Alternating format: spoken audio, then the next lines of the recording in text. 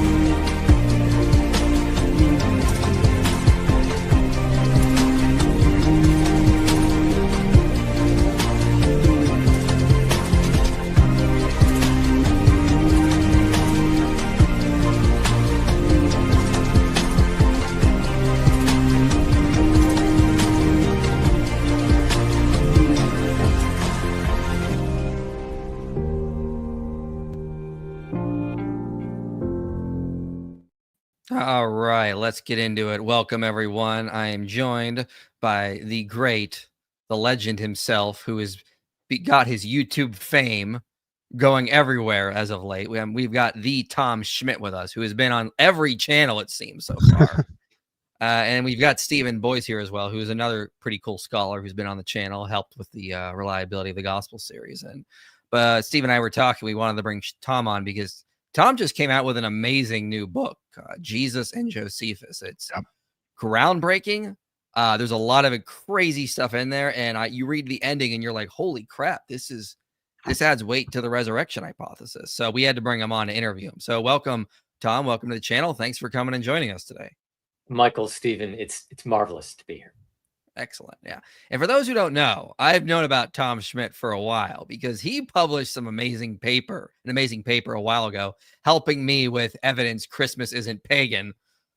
He published one on Hippolytus a couple of years ago. Yes. And I was like, yes. Perfect. What? Michael Jones said something about Christmas? I don't believe it. Never do anything like that. I don't even sell t-shirts that say Christmas isn't pagan or anything like that. I've got a sequel in the works to that article. It might take a while to get out. Oh my. Well, we need that. But today you just published a book, a really important book on Josephus and Jesus. And thanks to a generous donor, it's actually been made. The PDF has actually been put online, and I've linked it below for anyone who's interested. So the PDF is available on this site, and you just available now. Click here. And you can download it for free and get Tom Schmidt's book because it's an academic book, but it is very expensive in hard copy. So we have a free copy linked below, and you all should read it. I highly recommend it. It'll blow your mind. This is some groundbreaking research, as I had mentioned. It is really amazing. What are your thoughts on the book, Stephen? Yeah, I was a little bit surprised because I was like, oh, another Josephus idea. And so it's actually the video like this. I was watching Dr. Schmidt on another channel, and the offer of the free book was there as well. So I was like, well, I like reading more. So watching him explain it so well, I was like, man, I got to get into the details of this. I went through the book really quickly. I mean, I spent very little time in between gaps. I'd pick it back up and read it digitally, and I'd just go back. So I thought there's some really good points. The connections that you made, particularly as it relates to those who were at the trial of Jesus, I was surprised nobody else talks about that. Like I was like, wait a minute, like this is a pretty big deal. And then as Michael mentioned, it kind of ties into the idea of the resurrection there at the end. There's a lot of connections that are missed. You get in the manuscript data, you get into some of the translation differences that may come in from that. And so I thought you answered things very, very well and fair. I thought you were extremely fair. And you brought a new look into one of the citations about Jesus that most people are trying to defend. Well, he's defending this idea. And then you have your atheists and skeptics on the other side. And you're just kind of in the middle saying, well, you're both kind of wrong. But this passage does belong, but you're both wrong about how it looks. So I was like, oh, well, we should probably all rethink the way we approach this section from Josephus. So I thought it was really good, Michael. And Dr. Schmidt did a wonderful job. I encourage anybody in the audience. It's free. What more do you want? I mean, it's free. Just download it, start reading it. You'll have a hard time putting it down. Yeah. So for those who don't know what's sort of going on here. So if you know in Josephus, it mentions the Testimonium. It mentions Josephus talks about Jesus. Now, let me put up this article that Eric Manning did of Testify many years ago. Just generally how people have understood the Testimonium. So about this time, this is what Josephus says: there lived Jesus, a wise man, if indeed one ought to call him a man, for he was one who performed surprising deeds and was a teacher of such people as accept the truth gladly. He won over many Jews and many of the Greeks. He was the Messiah. And when upon the accusation of the principal men among us, Pilate had condemned him to a cross, those who had come to love him did not cease. He appeared to them, spending a third day restored to life, for the prophets of God had foretold these things and 1,000 other marvels about him. And the tribe of Christians, so called after him, has still to this day not disappeared. Now, you kind of going, if you read that and you're raising some eyebrows, this is what most scholars have suggested. Well, what's in bold here might be later in Christian interpolations. Josephus didn't believe Jesus was the Messiah. He didn't believe he really did appear to them. And so this seems to be Christian dressed up. Along comes Dr. Thomas Schmidt here and says, well, maybe not. Maybe there's a lot more stuff original here to what is it that goes back to what Josephus said. And when I had first heard that, Tom, I was like, all right, you're off your rocker. This is nuts. And then I started getting into some of your interviews. I looked at the book. I'm like, actually, you've got some interesting stuff here that you might, this is really well in depth. This is really well researched. And I think you've convinced me that there's a lot of stuff in there that's probably original than what people have thought was Christian interpolations. I'm glad to hear that, Michael. I have to say, I started writing the book believing, I think it sounds like what you believed, that Josephus wrote something about Jesus, but that it had been interpolated, it had been corrupted or messed with by later Christian scribes. I thought those 3 passages that you highlighted were probably the most likely insertions or alterations done by a Christian scribe. And I initially was interested in looking at the Arabic reception. There's an Arabic translation of the passage. Yeah. I may have thought about that. And I wanted to look into that because I thought it had never been thoroughly explored. That's how I started. But then when I was looking at the Greek, I started realizing that, some of these words and phrases are just not translated how I think they should be translated, especially when we compare those same words and phrases with how Josephus uses them elsewhere. And then I also noticed that if you look at how ancient Greek and medieval Greek writers read the passage, a lot of them quote the passage, they quote it verbatim. They don't seem to be understanding it the way modern scholars do. And when you factor those in, all of a sudden you can tweak the passage. Tweak is perhaps the wrong word. You can retranslate the passage more appropriately. You can retranslate it calibrated to how Josephus uses those words and phrases. And all of a sudden, those suspicious aspects fall away. And it feels like the whole thing is authentic with possibly, it depends what we mean by authentic. We can get into that.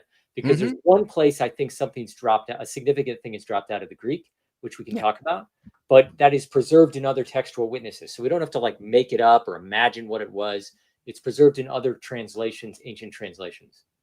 Yeah, it's a good point. I'm going to get to some super chats here. And so if you've seen Tom Schmidt, he's been doing a ton of interviews on YouTube, not a lot of streams. So if you want to ask him questions about Josephus's contacts, because one of the points he makes in the book here, which is really interesting, is that Josephus probably spoke to some people who probably were eyewitnesses of Jesus or were family members or were probably even present at Jesus's trial before the Sanhedrin.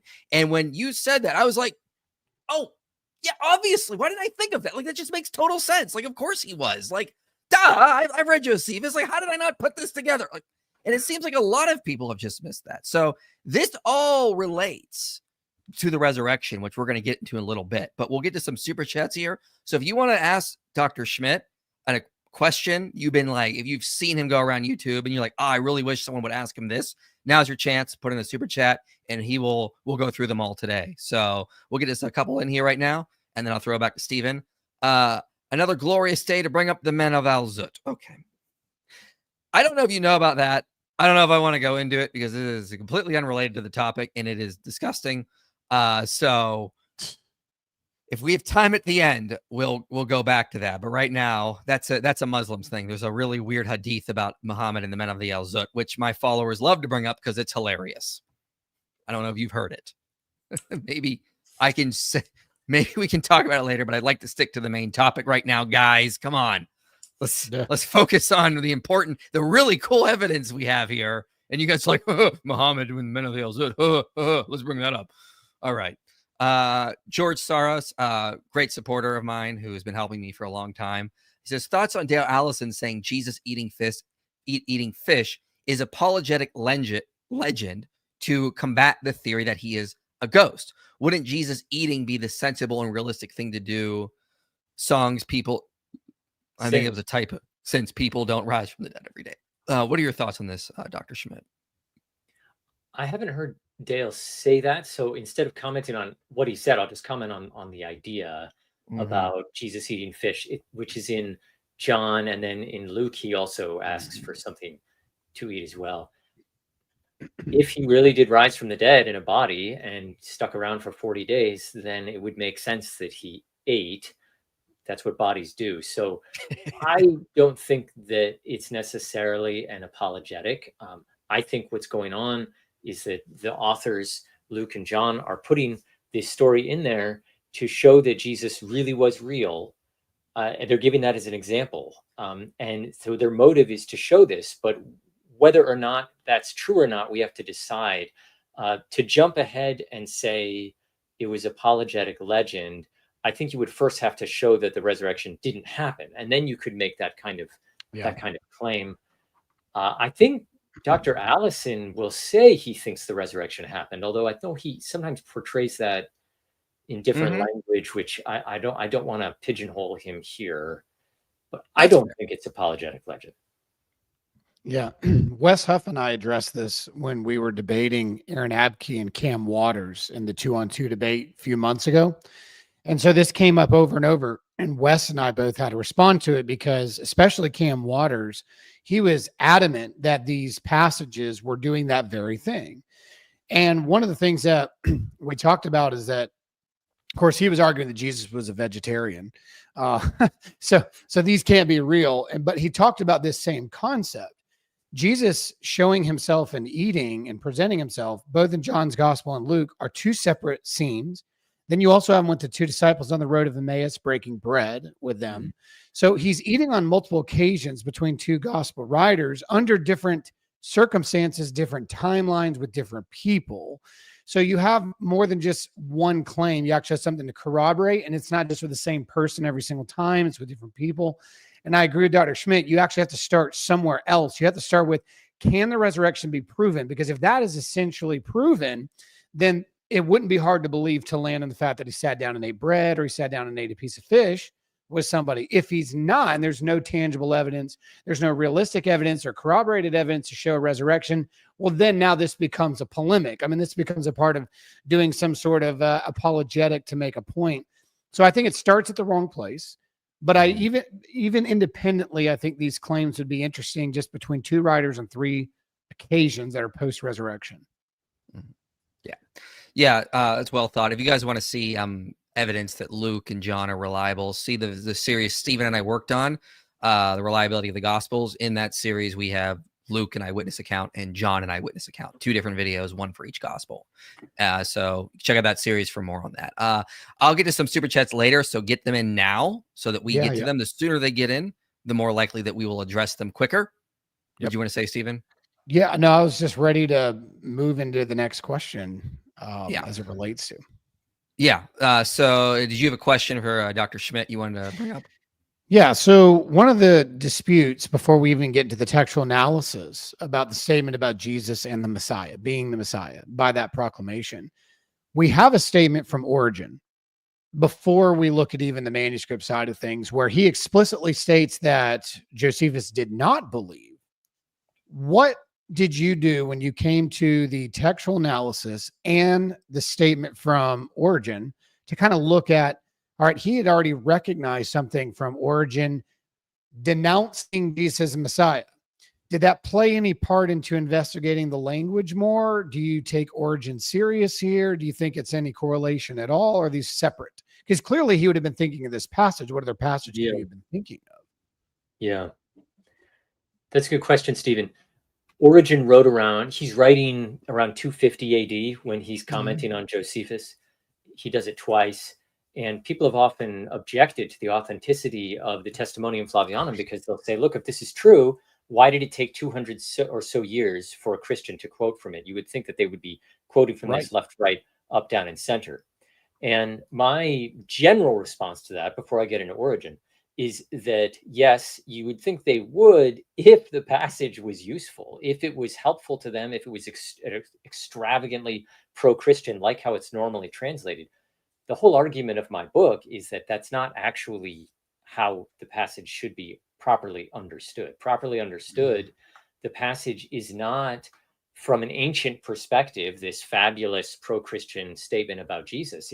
It's a mundane statement about Jesus that the vast majority of non-Christians, even anti-Christian writers, would agree with.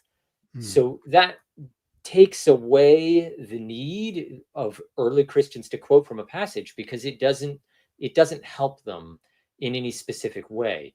With Origin in particular, though, this is even more the case, because when he quotes from, for instance, the John the Baptist story, Josephus also talks about John the Baptist. Yes, he talks about John the Baptist, like 40 verses, 50 verses after he talks about Jesus. And he quotes from this passage. So it brings up the question, why didn't he also quote from the Jesus passage? But when you read the Jesus passage, what does it say? It says that Jesus performed miracles, which sounds really positive to us, but in Greek, Josephus deploys the word paradoxa. He worked paradoxa. Greek has many words for miracles. Paradoxa is not the most positive one. It can even be a little negative. And so when Origin is quoting the John the Baptist passage, he's doing this in the context of responding to an ancient critic of Christianity named Celsus, who is accusing Jesus of performing paradoxa with magic.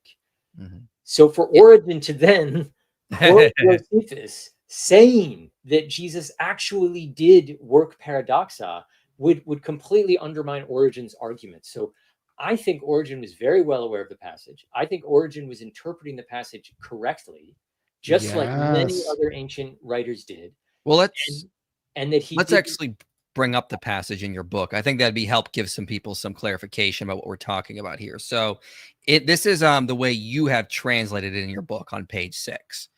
The way you think it is best translated about. So what we're specifically talking about is this area here, the doer of incredible deeds.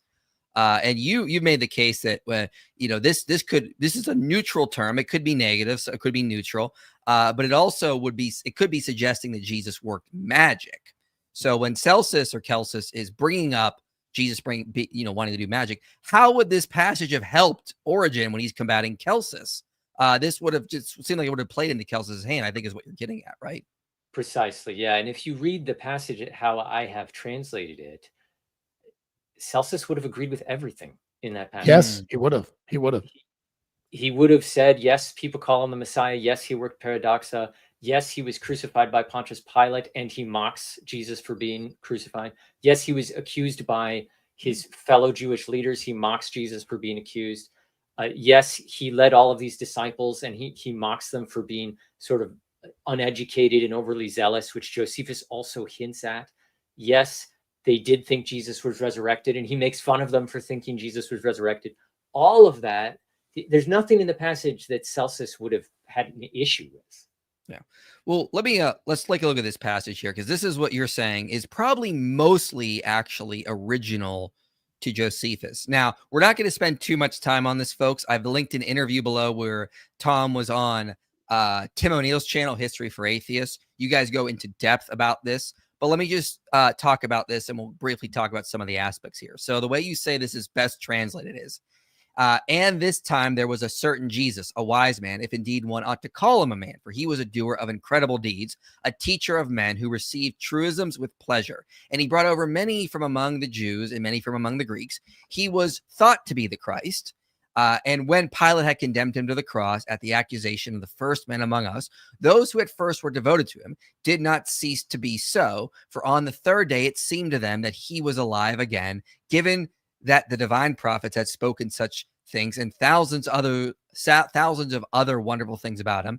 And up to now, the tribe of the Christians who were named from him has not disappeared. Now, the only thing I think, you can correct me if you're wrong, you think where a word dropped out is where there may have been a Greek word originally where it was he was thought to be the Christ instead of he was the Christ. But what you also note very interesting, which a lot of people have looked over, if this was a Christian interpolation here, it would say he is the Christ. And Josephus says he was or was thought to be the Christ. That's not something a Christian would have said. And I never had thought about that till you had brought it up. Yeah, a Christian interpolator would have said he is the Christ, not he was the Christ. Right. Almost like if he dressed it up more. He would have dressed it up in a present way. Not that he was, but he still is. Yeah. So let's talk about this. So why would Josephus say he was the Christ, or he was thought to be the Christ? Or do you think a word may have dropped out there, perhaps? I do think something dropped out of the Greek, but I think I'm not just imagining what sounds better there, because there are two different ancient translations of this passage. One was done in Latin by Jerome. He's the gentleman who translated the Bible into Latin around 393 AD, very early. Mm-hmm. And here he doesn't read Jesus was the Christ. He reads Jesus was believed to be the Christ. And then there's another parallel translation in Syriac. Syriac is an Eastern language originating in today Syria and Iraq. And this translator was a very famous Jacob of Edessa. He was perhaps the most educated man in the world around 700 AD. And he translated this as he was thought to be the Christ. Jacob did not know Latin. Latin, where Latin is spoken doesn't border Syriac. So both Jacob and Jerome are using Greek manuscripts of Josephus's work, and they're coming up with effectively synonymous readings at this passage. There's a couple other points. There's a Latin paraphrase that suggests the same reading from 370, very early. There's an Arabic translation. Probably it's secondary, but it also suggests a similar reading. And then Josephus, when he mentions Jesus in his one other location, he mentions Jesus twice. And there he doesn't say Jesus was the Christ. He says Jesus was called the Christ, which seems to parallel the Latin and the Syriac versions. So I think something has dropped out of the Greek. But like you say, Michael, the result in Greek is Jesus was the Christ, which implies that he's dead. Yeah. And that is not something any Christian would ever want to imply. So I also think that the last thing I'll say before we can move on is that Greek works differently than English. So in English, when you read he was the Christ, it feels like this confession of faith. But in Greek loves the definite article. It loves the word the. So, I would be calling you the Michael. You'd be calling me the Tom. They're always using the word the. So he was the Christ can sound like a name, not a title. So I think something dropped out, but that many later Christians, in reading the phrase he was the Christ, simply thought Josephus was giving an alternative name for Jesus. So this commenter just said, what is the new evidence for the resurrection? Sir, just real quick, we are going to get to that. We are building it up. Trust me, there is a lot more we're going to get into for sure. But before we move on, let me ask one more thing, then Stephen can jump in if he wants to say anything. But what about this part of this other part down here, where it says, for on the third day, it seemed that he was alive, given that the divine prophet had spoke of such things and thousands of other wonderful things about him. Surely this has to be coming from a Christian. How could Josephus say something like this? Often that passage is translated more explicitly. It's translated as on the third day, he appeared to them alive again. And in my book, I make a very simple observation that the operative Greek word there is phainomai, ephane. It's phanomai in the middle passive. And in Greek, this can mean appear as an actual appearance, but it can also mean seem. In other words, if we translate it as seem, then it becomes he seemed to them to be alive. He's not affirming the resurrection. He's just saying that's what the disciples thought. I see. And the question becomes, how should we translate it? And in order to know, we have to look at how Josephus uses the word. And there's rules about how you know that it should be translated as seem, how you know it should be translated as appear. Unfortunately, these rules change over the centuries. You know, you go to 400 BC, they're using it differently than they are in 100 AD and 93 AD.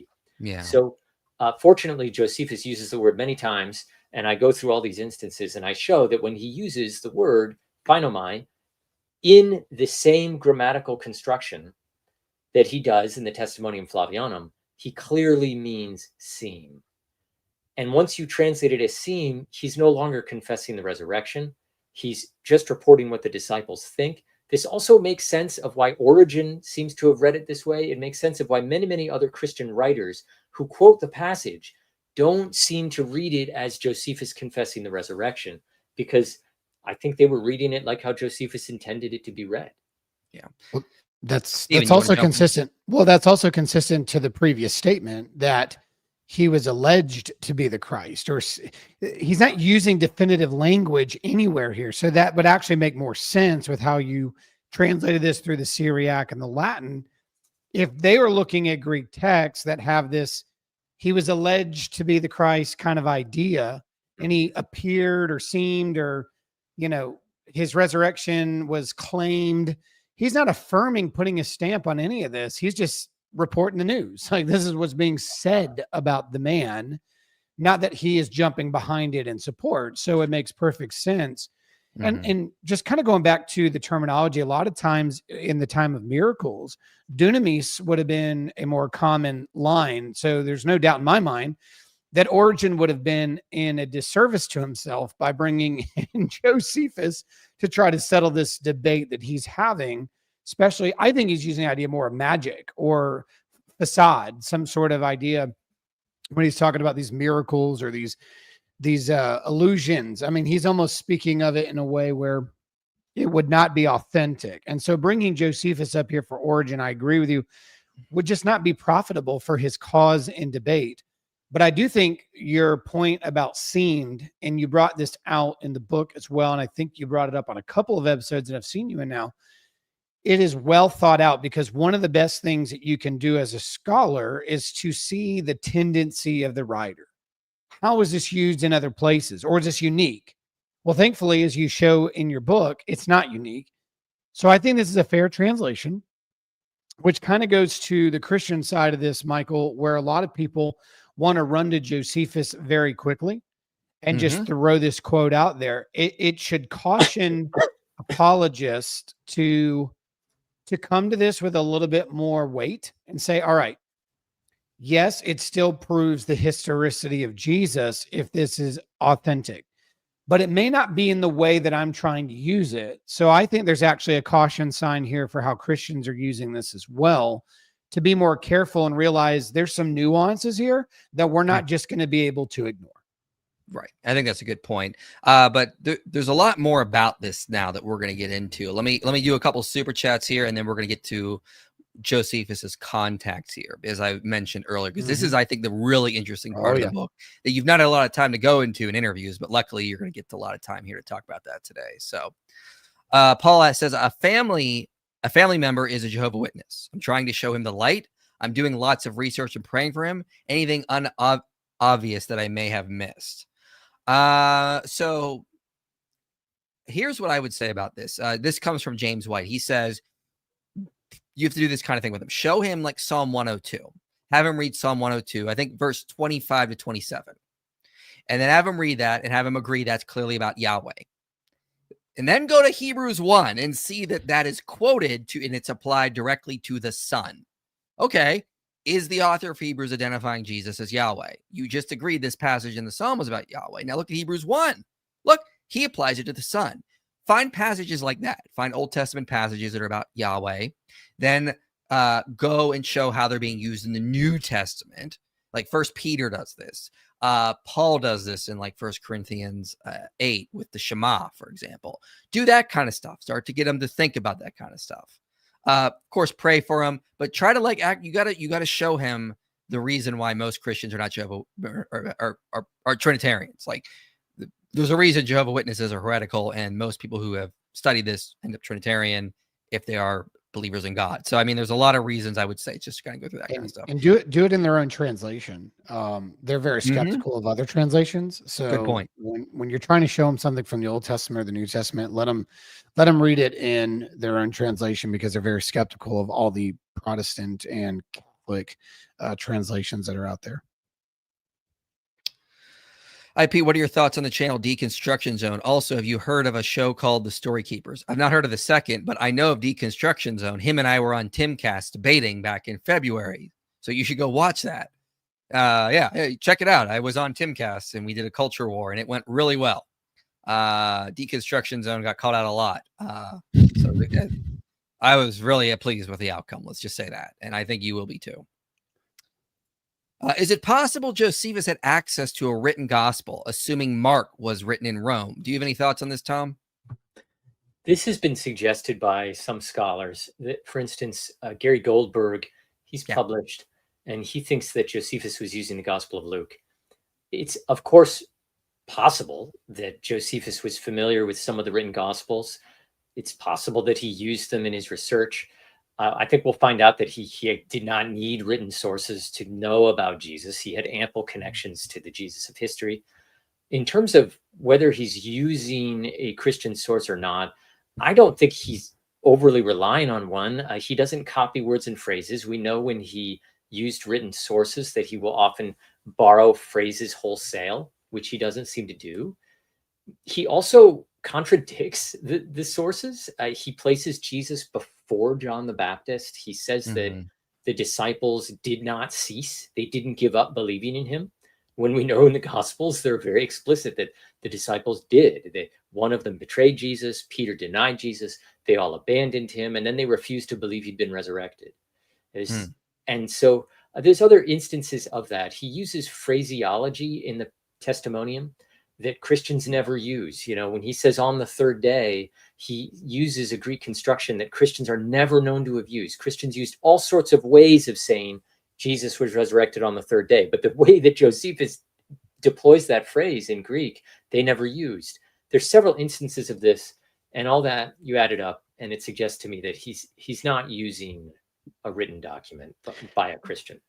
Let me follow up with that in a second question, because the mythicists love to say that Luke borrows from Josephus on the other end, end of this. And that's because of similarities of patterns and places and locations. So that's looking at it from one side of history. What do you say to the other side of history that looks back and says, well, there's a lot of connection between Luke and that's like scholars like Steve Mason, for example. Yes, he does. Yeah. Steve Mason does think that. It's funny how you get it on both ends, that Josephus used Luke, but then Luke used Josephus. I think it's again possible, especially the idea that Luke might have used the Jewish War that Josephus wrote. It's his first work, and he finished it probably 75 AD, something like that. Whereas the Antiquities he didn't finish until 93 or 94 AD. So I think that's way too late for Luke. I do too. I think 74, 75 AD is still too late for Luke. I think that the fairest way of dating Luke is that he's writing before the death of the major apostles that he talks about in the book of Acts. James, Peter, Paul, those are the three greatest figures in the book of Acts. There's no hint of their martyrdoms, even though Josephus tells us James was martyred in 62 AD. So anyway, aside from that, the similarities I think can be chalked up to the fact that they're talking about the same historical events. They're choosing to say similar things. There's also tensions. You know, Josephus and Luke give different dates for Theudas. They give different dates for Lysanias the Tetrarch, which people always picked on Luke for being That's wrong their about favorite that. one. Yeah. But then we Yeah. found out that there's actually 2 Lysanias, the tetrarchs, from my Yes. understanding anyway. So they're both right. But clearly Luke is not, basing his information on Josephus, even though it would be very easy for him to do so. Given all that, I'm unconvinced. I don't think Luke is using Josephus. Timothy says, great to see powerful Christian minds. Oh, hi, IP. You see what I have to deal with here? Hey, Tim, I got a message for you from Jordan Peterson. Don't be a smartass. Seriously, I mean it. Conduct yourself properly. That's right. Okay, it's Jordan Peterson scolding you, so keep that in mind. So yeah. Somewhat off topic, but what do you think about S. Porter's claim that Paul met Jesus? Stanley Porter? Stanley Porter. I would think so. Yeah, I'm pretty sure it's who you're referring to. I think I know what this is referring to. The idea that Paul met Jesus, but during Paul's lifetime, not post-resurrection. Yeah, Right. not post-resurrection. Sorry, during Jesus's pre-resurrection lifetime. I think it's plausible. Everybody says Paul didn't meet, Jesus during his earthly ministry, but we have no evidence one way or the other. We do know that Paul was raised in Jerusalem, and or he was educated in Jerusalem, that he knew the Sanhedrin, that he learned at the feet of Gamaliel. Gamaliel, as we may talk about in a little bit, was probably involved in the trial of Jesus. So I think it's quite possible. What I will say is, I don't think it's fair to say Paul did not meet Jesus pre-resurrection. I think it's unfair to make that statement. I think it's much more fair to just say we don't have certainty one way or the other. Yeah, I would like to that have happened, but I sort of lean towards the idea that they probably didn't meet, because I think Paul would have probably mentioned something like that. Now I can understand maybe he didn't. Like maybe it was like it's just a moot point. Like, oh yeah, we bumped into each other at the market, and I just went on my way. Like it wouldn't really help his letters, but I get what you're saying. That makes sense. But that is a good segue into what we want to go into next. Namely, let's talk about Josephus's contacts here, which is another very important aspect of this book you've written. It's that we've often heard, you can use Josephus to argue for Jesus's existence, but I mean, he's pretty much just getting ideas that were much later. He's writing much towards the end of the 1st century. So, it's not really giving you a lot of reliable information about early stuff. But based on what you're writing here, that may not be the case. Josephus may have known a lot of the eyewitnesses or people who knew eyewitnesses that would have been at Jesus's trial, that would have been there the night. And so he was really well connected. And this when you read Antiquities or Jewish Wars, but then you forget about it when it comes to the Testimonium. So who were Josephus' contacts? If he wasn't getting hearsay from the latter part of the 1st century, where is he getting his information from Jesus on? Who are these people? This is always one of those things that when you hear the name Josephus and you hear that he's this historian writing in 93 AD, you think, oh, that's pretty good. I mean, he's 93 AD, but that's still 60 years, 63, 65, depending when you date the crucifixion. It's a lot of time. And that's kind of what I assumed initially also. I was done with the book. I was writing the conclusion, and I thought I should probably say something about where Josephus got his information about Jesus. And one thing led to another, and I added part 2 of the book. I added, 30,000 more words to the book, because I kept uncovering all of these remarkable things about who Josephus knew. And it starts with the Testimonium Flavianum itself, because if you read it with care, you'll notice that Josephus says 2 very, very interesting things. He says that it was the protoi, that's the Greek word, the first men, the protoi, who accused Jesus before Pontius Pilate. And I experienced one of those things where, you've read something millions of times and all of a sudden something leaps out to you, because I was rereading this passage and I realized that phrase, the protoi, I recognized that Josephus uses that elsewhere, and I wanted to figure out where he uses it. So I looked it up, and it turns out he uses it in his autobiography, where he says several times that he knew the first men, the protoi of Jerusalem. And this is not something that should surprise us, because if you know anything about Josephus, he was a man of remarkable social status and interpersonal connections. He was born in 37 AD in Jerusalem to an aristocratic family, a family descended from high priests and kings.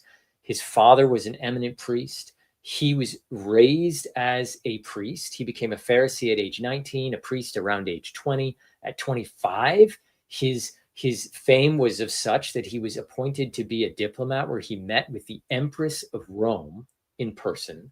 At age 30, he was appointed just one of 7 generals in the Jewish war, in the Jewish army fighting against Rome. And these positions were not just military, they were political also. So he was appointed ruler of Galilee. He walked where Jesus walked for 3 years in Galilee after being raised in Jerusalem in his 40s and 50s. So he has enormous numbers of connections. He knew high priests. He knew the head of the Sanhedrin. He knew Herod Agrippa II, the last king of the Jews. He knew the emperor. He knew 2 emperors, Vespasian and Titus, perhaps also Domitian. Therefore, he is an individual of enormous interpersonal connections. And the idea that he would know the first men is not just plausible, it's certain when you think about his connections. And he says in his autobiography that he knew the first men, he says, beginning in 51 or 52 AD. And this is the same group of people whom Josephus says that 20 years previously accused Jesus before Pontius Pilate. It only stands to reason that some of those individuals would still be around. Yeah. Can't, just based on this piece of evidence, we can't show that definitively, but it's a very probable idea. But Josephus says something else also about these men. He says that these first men in the Testimonium Flavianum, he says, the first men among us accused Jesus before Pontius Pilate.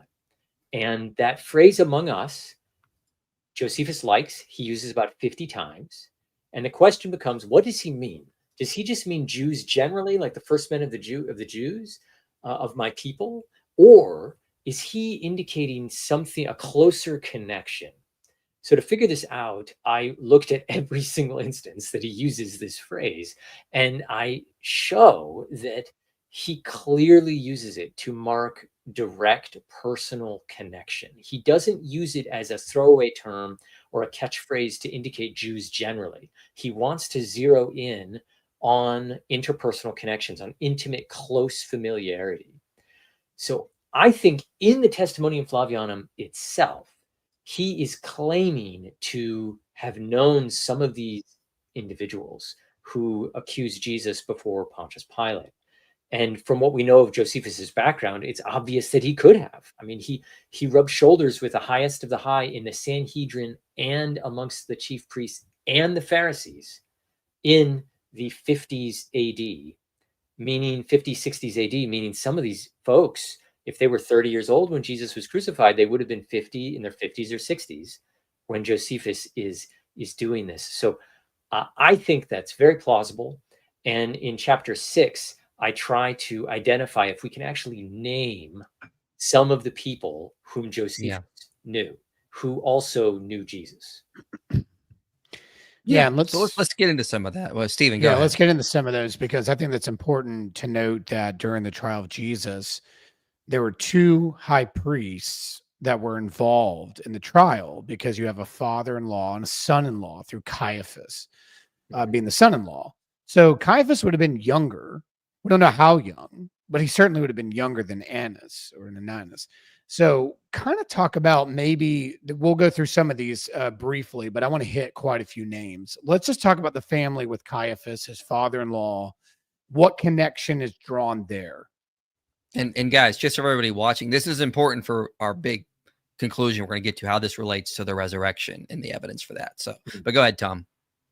The high priest Ananias was the most famous and most influential high priest in the 1st century AD. Josephus tells us that he served as high priest, and then after him, he had 5 sons who all served as high priest.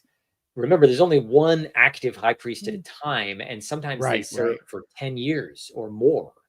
So the fact that he and all 5 of his sons did this is remarkable. He also had a son-in-law, Caiaphas, who happened to be the high priest. So his son-in-law was also high priest, and he was high priest when Jesus, of course, was brought to trial, as we read in the Gospels. So this is a family they're the most powerful family in Jerusalem, hands down. Curiously, they weren't just a priestly family, they were also, in some sense, a political and military family. Absolutely. Because the youngest son, Ananus Jr., so Ananus II, Annas is what his name is in the Gospels. Josephus calls his son Ananus. Ananus is the junior son. He was high priest in 62 AD. And then in 67 AD, he was appointed the supreme commander of the Jewish war effort, along with one other person, Ben-Gurion. And this Ananus II, who in 67 AD is active in Jerusalem, there's some very interesting connections. Number one, he was the direct personal commander of Josephus. Josephus knew this guy directly, face to face. Remember, Josephus was one of the 7 generals. So you had 7 generals, and above them are two supreme commanders. Ananus II, the high priest, is one of them.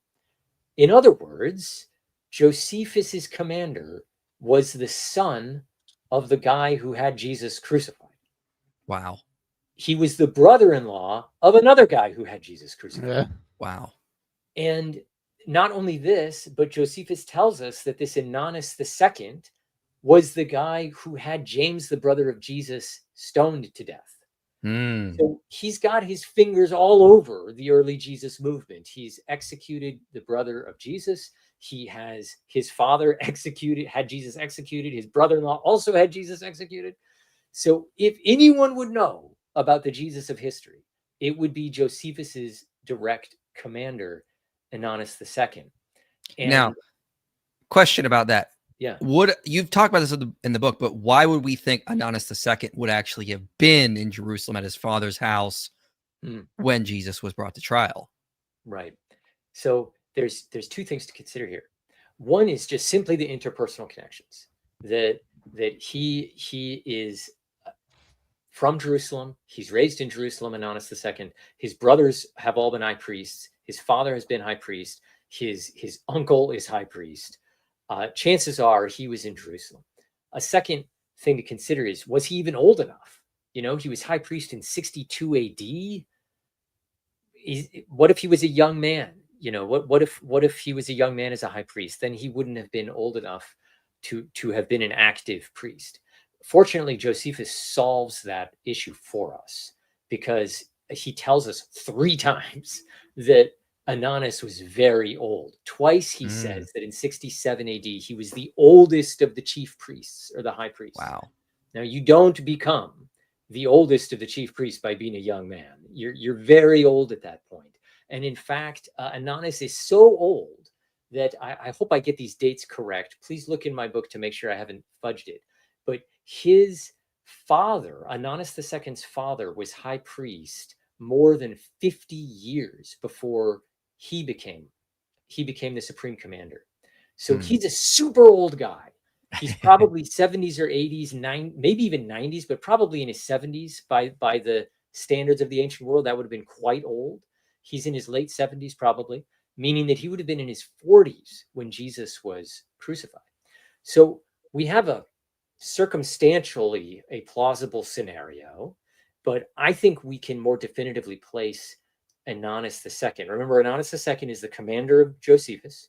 He's former high priest. His father was the one who had Jesus accused before Pontius Pilate. His brother-in-law, Caiaphas, also did. I think we can place Ananus II at the trial of Jesus. And I don't think this is just guesswork. I think there's very good evidence for this. And what it is has to do with the Jewish Passover. On the Passover, when Jesus was arrested, what did Jesus do? He celebrated the Passover meal, and then he went to the Garden of Gethsemane. And if you look at Jewish law, this is in Deuteronomy, it's in Exodus, it's in the Mishnah, it's in the Tosefta, it's in the Babylonian Talmud, the Jerusalem Talmud. What faithful Jews are supposed to do on the Passover is go to Jerusalem, eat a lamb in the house of their father, if possible, and then spend the night in their father's house. Now, obviously, people aren't always able to do that, but that's what you're supposed to do. And this means that Ananus II, Josephus's commander, whom Josephus knew directly, was supposed to be in Jerusalem in the house of his father on the evening of Jesus's arrest. Right. And if you read the Gospels, where was Jesus brought when he was arrested? He was brought to Josephus's commander's father's house for trial. The Gospels are very clear. Jesus was brought to the house of the high priest Annas, and then afterwards he was brought to the house of the high priest Caiaphas. And Josephus's commander was supposed to be in that house at that very time. I think when Josephus says it was the first men among us who accused Jesus, he's talking about his commander, whose father and brother-in-law accused Jesus. This man would have been a priest of an eminent standing. He would have been in his 30s or 40s when Jesus was crucified, and he would have had to have been, but under Jewish law, in his father's house when Jesus was brought there. So it's likely very likely he was probably a member of the Sanhedrin at that point. Yes, we don't know exactly what the makeup of the Sanhedrin was. We know that there were Pharisees and Sadducees there.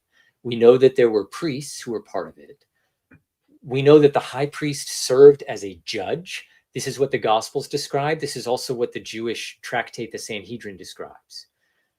It's very possible that Ananus was part of the Sanhedrin, but if he wasn't, he was still supposed to be in his father's house. We also know from Jewish sources, the Sanhedrin tractates, that it wasn't just members of the Sanhedrin that attended these trials. It was also the students of the leading members of the Sanhedrin that came as well. It's sort of like if you think of like, you know, the American Senate or a European Parliament, where you will have these members of parliament, you will have senators at all these locations, but with them will also be all of their, you know, their assistants and their guides and translators and things like that. Same thing with the Sanhedrin. So I think it's very plausible that Ananus II, Josephus' commander, was part of the Sanhedrin. But even if he wasn't, that's not required for him to have been in his father's house on Passover. He would have been required by Jewish law to be there anyway. Yeah. Stephen. Yeah, I think these are very, very important connections that I'm so glad you went back and wrote a whole new section in your book, because these are the details I mentioned earlier that are often missed with just doing a little bit of mathematics. Like, okay, well, he knew him, and this is around that year, and he's connected to this priest, and oh my goodness, he would have been here. And like, I mean, it's really doing the math. And then when you actually see the solved equation, the evidence and the trail is there to follow. Right. Now, you mentioned another individual that Josephus later talks about as well, and that's Jesus's brother, James the Just. Seems like he wasn't very happy about what happened to James. After all, he was called James the Just because even critics saw him as a pretty righteous man. And the way in which James was killed and things like that, as he describes, kind of talk about his connection to the brother of Jesus, or at least his knowledge of the brother of Jesus, which also gives way here. Yes, Josephus does talk about how his commander, Ananus II, had James, the brother of Jesus, executed. And it's a fascinating passage. It takes place around 62 AD. So this is 5, 6, 7 years before the Jewish War. So Josephus's commander is not yet the commander. He's actually the current high priest. And what he tells us is he's trying to explain how Ananus II lost the high priesthood, because he was removed by the Roman governor and by the Jewish king, Herod Agrippa II. And he tells us that when the Roman governor had died, this power vacuum was created before the replacement Roman governor was able to get to that location. And in that power vacuum, he says that Ananus II assembled the Sanhedrin of judges, brought forward James, the brother of Jesus, who was called Christ, and some other people, accused them of being lawbreakers, and then had them stoned to death.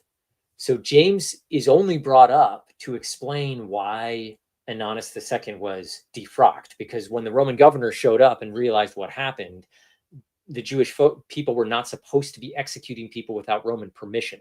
So he was furious, and he had Ananus II removed from the high priesthood. James only comes up as kind of like an afterthought to explain why Ananus II was removed from the high priesthood. Jesus is like an afterthought of an afterthought, because he's talking about this James guy, and he's like, oh, my audience won't know who this James guy is, so I got to say, well, he was the brother of this guy Jesus. What's interesting, there's several interesting things here. One is that Ananus II apparently was so threatened by James, the brother of Jesus, that he was willing to risk his high priesthood to have him executed, which tells you the influence James had amongst Jews in Jerusalem at that time. Yeah. It also tells us that Ananus II would have known a lot about Christians, because you don't risk your high priesthood if you don't know anything about this person. You don't know what they're about, what they're teaching, who their family relations are. So that's important to understand. The second thing that's important. Before you hit that second point, do you think that's connected? I mean, you have a family against a family here. You have Jesus, which goes back to his brother-in-law and his father. It's almost like a family feud, so to speak. Yes, it is. So I think the audience, and I didn't mean to cut you off, but I think the audience needs to feel the gravity of that. There is skin in the game for him, because his father and brother-in-law had a man put to death, and that religion didn't die the way they were trying to kill it. They were trying to silence this, to stop the worship. James is still around in Jerusalem, the very place his brother was, advancing further than what even Jesus was doing, this message. And not just that he was killed, but they killed him and it didn't work. 3 days later, he got back up and he was showing himself to everybody else, as Josephus shows. How ironic that somebody would risk their priesthood here to go after a man who is probably in addition to the resurrection itself, is probably one of the greatest evidences of showing in a mirror his father and his brother-in-law failed to silence the problem. Yeah. In fact, they made it bigger. So before you hit point 2, I didn't mean to cut you off, but I really think the audience needs to catch the gravity of this family feud here. Please speak to that. You are exactly right, Stephen. And we can even one-up that family feud, because if you read the book of Acts, after the resurrection, in the early chapters, the apostles are like repeatedly brought before the high priest. And the book of Acts usually does not name, some of these high priests are anonymous. But Josephus gives us plausible reason for identifying them, because it turns out that the family of Ananus, remember Ananus I, his 5 sons and his son-in-law all became high priest. And according to Josephus, his sons were consecutively high priest for like 15 years, 13, 14 years after the death of Jesus. So some of those anonymous high priests that are presiding over trials of the apostles in the book of Acts are almost assuredly the brothers of Josephus's commander. So we still have more reason to think. There is also a passage where Acts does give a name, Luke does give a name, and he says that Caiaphas was there, Ananus was there. I hope I'm not mistaken. But then he says all the family of the high priest was there. He does, yeah, family. And so yes, this is a grudge. It feels like a grudge. And remember that Paul, the apostle, tells us that Jesus appeared to James. And now we have 30 years later, James is still in Jerusalem. He's still known as being a Christian. He's the leader of the Christians. He's singled out by the high priest. This shows a remarkable continuity in leadership in the Jerusalem church. For 30 years, there has been this same individual who personally knew Jesus, who is leading the Christians. That tells you that, this church would have known all about Jesus. I mean, they had eyewitnesses that were leading them according to Josephus. Josephus says it was still James, the brother of Jesus, who was leading this community. It's a remarkable testimony about the stability of the Christian church in Jerusalem in the first few decades.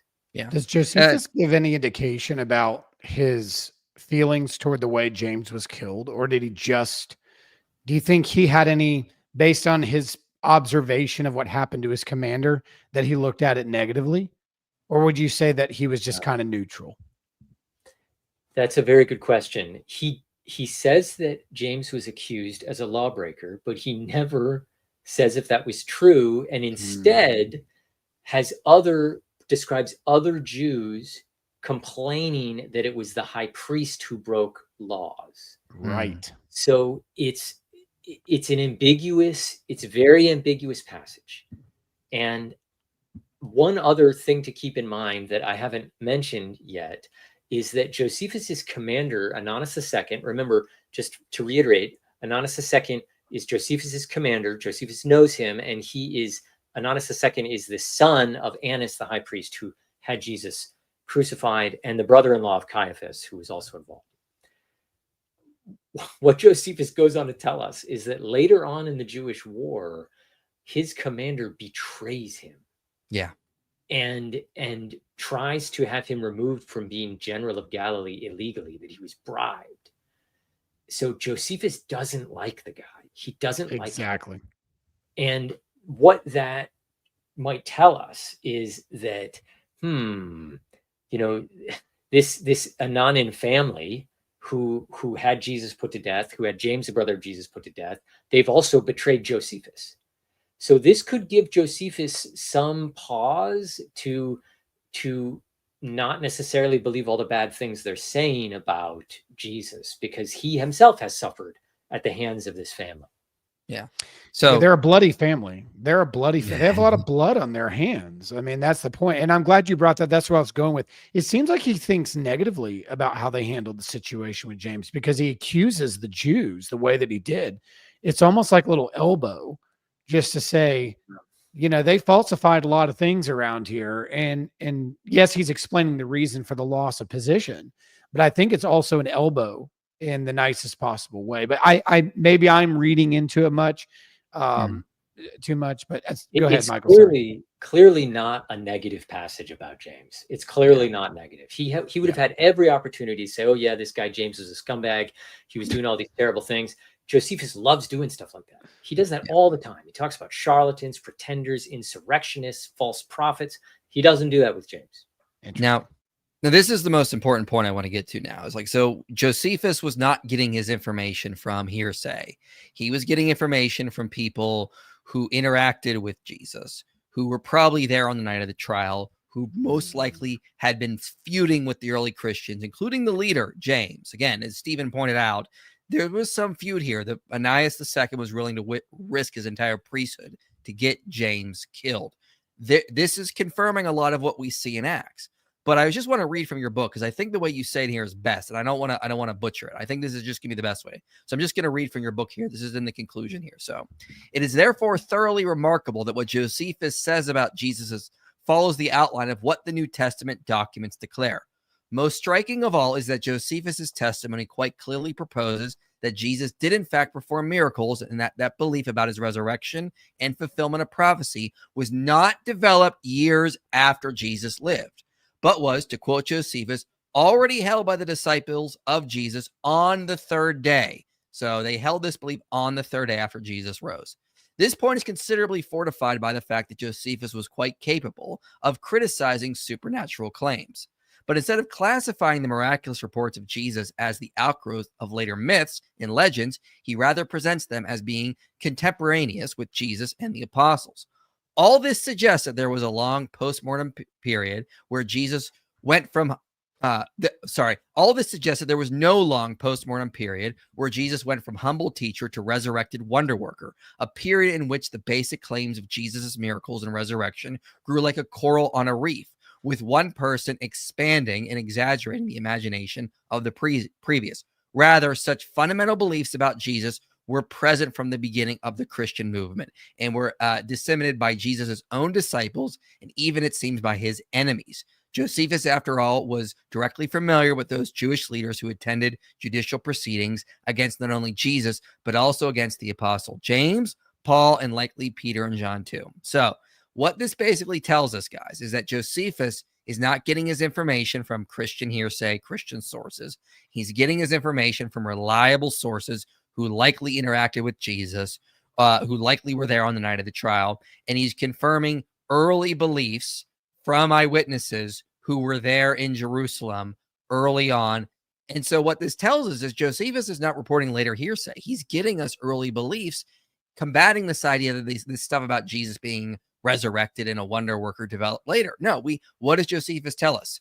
That he was a wonder worker, that the disciples believed he rose on the third day, as in accordance with the scriptures. The same thing we get from Paul, the same thing we get from the Gospels.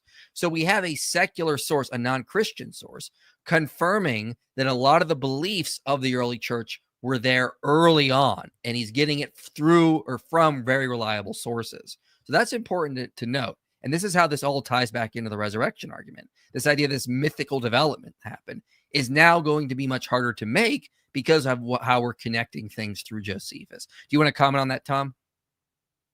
I think you summarized it well. And, the sources that Josephus knows are people who attended trials of the apostles. His commander attended the trial of James, the brother of Jesus.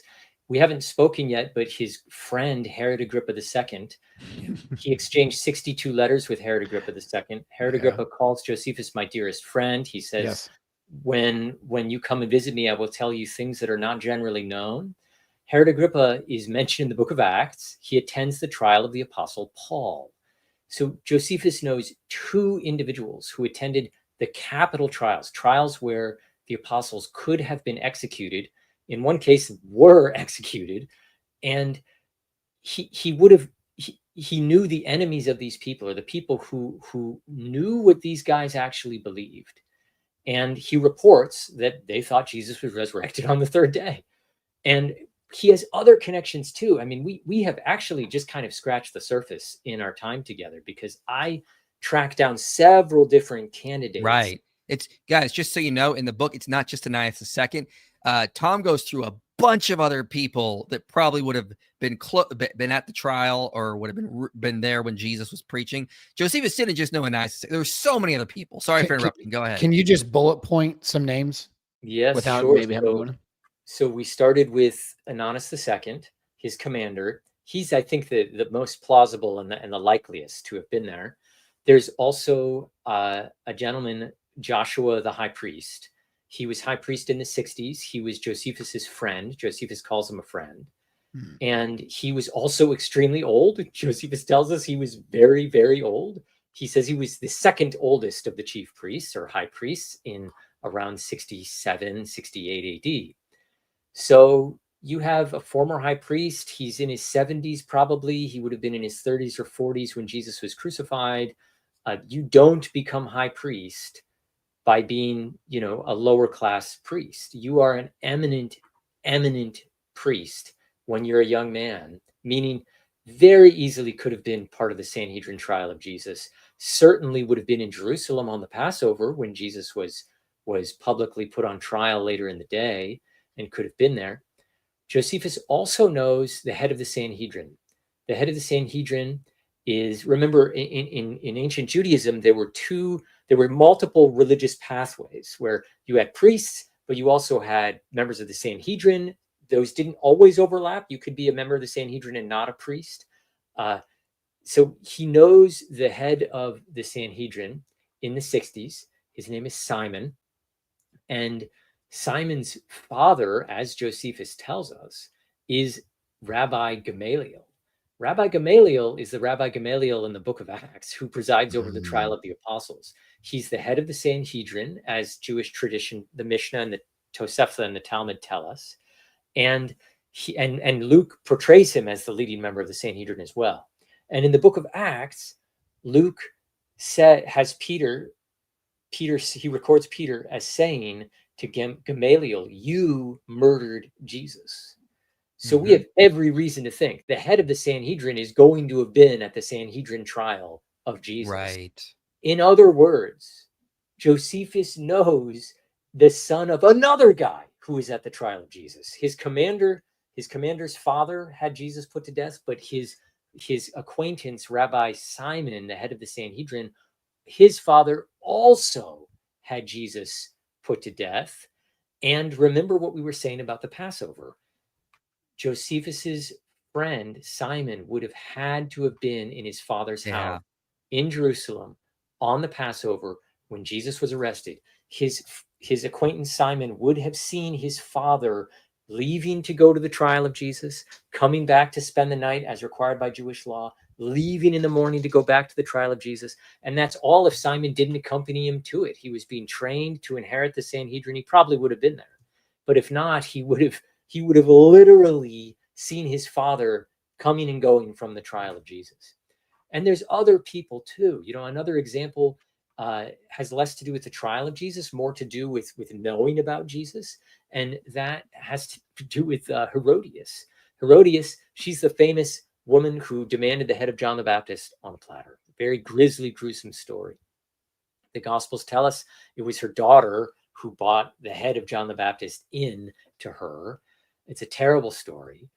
The Gospels don't give the name of this girl, but Josephus does. He says that Herodias had one daughter, and her name was Salome. And Josephus tells us that Salome went on to marry a man who then died in 34 AD. So what this means, if she was a girl when John the Baptist was executed, but then already a widow by 34 AD, she's probably a teenager. She's probably 15 when 12 to 15 years old when John the Baptist was executed. That's kind of gross if you think about the story about them bringing her out to dance. But I mean, I digress. Yes, I know. They were a ruthless family in many ways. Well, to continue the story, Salome goes on to marry yet another man, Aristobulus. Aristobulus reigns. He's the last reigning Jewish king to die. He dies in the 90s AD.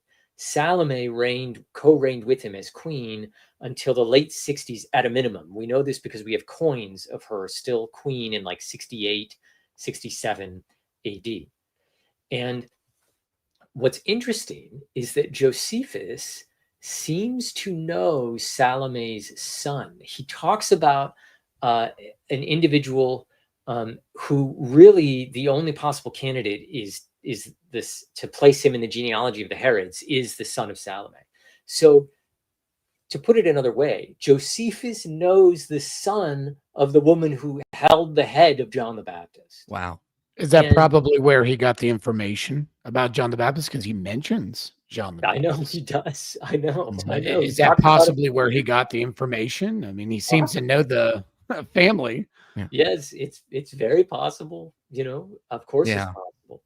I mean, I think this is all really important because, like, I remember one time an atheist told me, like, oh, I would only believe in the resurrection if you got a non-Christian writer telling us the resurrection happened. And I said, well, that's impossible because I would be a Christian. Anyone who believes in the resurrection is a Christian. Like, obviously, you're asking for something that doesn't exist. But what we're getting here is pretty close. We have Josephus, who spoke to eyewitnesses, confirming that the belief of the disciples early on was that they believed Jesus rose on the third day in fulfillment in accordance with the scriptures, that Jesus was a miracle worker.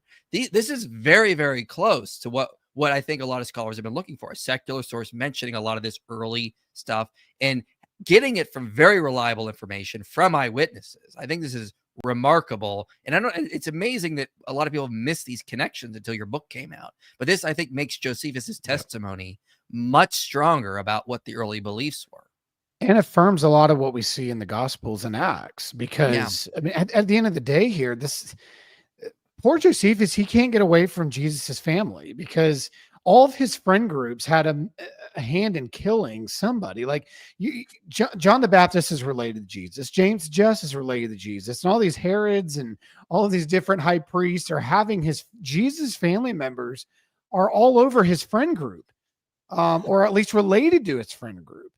And so there's so many connections here. It's like no matter where Josephus turns, they're either killing his brother, his cousin. I mean, he can't get away from Jesus of Nazareth in any way, shape, or form. So he has no reason to make this up. I mean, he is surrounded by people who weren't just, oh, I heard a guy preach a cool sermon once. It's like, no, our families killed him.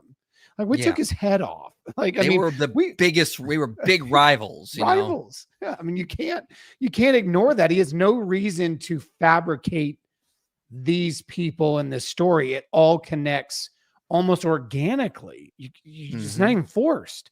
If he would have said something like, oh, he was the greatest preacher of all times, he's a wonderful rabbi who went around the streets, okay, we'd be a little bit suspicious. Like, okay, this is a little high praise. But this is just like, there's an alleged statement here. This happened to his brother over here. As a result, somebody lost their position. He's just a matter of fact about it. He's not even romancing it in any way, shape, or form. But he also is admitting, basically, I can't get away from this guy's family. All my friend groups killed their family members. I mean, it's there in clear sight. I mean, to me, this is not anything you can make up. I just don't see any fabrication. There's no reason for it. Stephen, I had not thought of John the Baptist being the family member of Jesus. Of course he was. He was a family member of Jesus. And so that's yet another notch into the social network of Josephus. See, Michael, you brought me for a reason. I mean, that's one. I will say, as regarding a skeptic or, an anti-Christian writer who affirms the resurrection. I mean, we do have that. His name is Paul the Apostle. And right. Yeah. He did not believe in Jesus and was murdering Christians, and then changed his mind because he says Jesus appeared to him. So we have, and James is another example, who didn't really believe Jesus was the Messiah, but then changed his mind when Jesus appeared to him, and then remained steadfast for 30 years, as Josephus appears to claim. So in the book, I go into more connections. There's other kinds of connections as well. For instance, Josephus's father was an eminent priest in Jerusalem. He was 25 years old when Jesus was crucified. He would have been in Jerusalem. He would have been serving in the temple. Remember, we're not talking about a city like New York City, where you have an elite. The city is so enormous that the elite don't all know each other. We're talking about a very small city where the super elite priests would have all known each other. So Josephus's father was descended from high priests, and he would have been very eminent. He's 25 years old. He obviously could have known about Jesus, could have met Jesus. Who knows what could have happened? We have Josephus also being stationed in Galilee. He tells us that he went to Capernaum. He went to Cana in Galilee. He went to Joppa. He lived 3 miles down the road from Nazareth when he was stationed in Sepphoris. So he's walking in all these places where Jesus walked, in Jerusalem and Galilee. And he's in these places 10, 20, 30 years after Jesus had been in these places. So he is remarkably well positioned to give us a report about Jesus. And not only that, remember, he's a historian. I mean, his business is historical documents, is documenting history. Talk about a good candidate to give us a separate window into the Jesus of history. And it's not like he's just getting his information from Christian sources. He's getting it from people that were hostile to Christians. Yeah. So he if they want it, but it seems to be that the information coming to Josephus is confirming again a lot of these beliefs were early. These were not mythic things made up later. This is going back to what the early church was actually teaching. They believe Jesus rose on the 3rd day. They believe he appeared to them. They believe he did miracles. These were not things that just evolved over time, and Josephus picked up later Christian sources. We have another line of evidence. We have the Christian line coming from sources like Paul in the Gospels, but now we have another line confirming these early beliefs, which I think is very, very important. It helps strengthen the overall case for the resurrection, which is, and it's interesting. He's not critical of the claim. He states that it's an alleged claim, but he doesn't throw stones at the claim either. He doesn't really give his opinion. He completely stays neutral.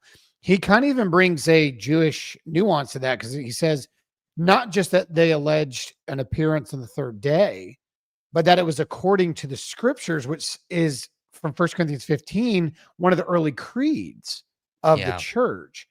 You almost wonder if he was hearing on the streets, or maybe from the Church of Jerusalem with James as its leader, this creed that Paul's assuming everybody has already rehearsed back and forth, because most people would agree that 1 Corinthians 15 is some sort of early creed, that he died and that he was buried and that he rose again according to the scriptures. It's interesting, Josephus almost uses credo language as it relates to the statement that's alleged. Not that he agreed with it, but that he's almost repeating something that he had been familiarized with in the community, maybe in Jerusalem, even with James and the community that is there. But he doesn't speak negatively of this. Of all the things that I would expect Josephus, just from reading him, like you said, he'll call out charlatans, he'll call out all these other things.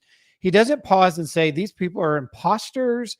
They're making this up. They're just trying to take over the city. They're trying to take back what was theirs. They're trying to get vengeance on their master. He doesn't really get into that the way he does with other groups. He just kind of says it, lets it go, and moves on. He doesn't give any positive statement. He doesn't give a negative statement to it. But really, to me, the type of temperament that Josephus is, no negative statement is almost slightly positive.